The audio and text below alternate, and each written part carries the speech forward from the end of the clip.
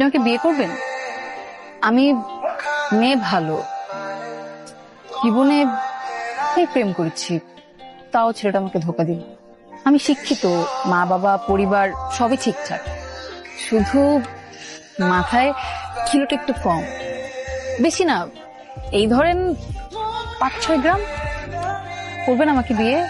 এখনই বিয়ে করবেন? তার আগে আর কাপ চা খেয়ে নেবেন। এখনই কাপ চা, আপনার সাথে বিয়ে হওয়ার পরে একসাথে বসে খাবো।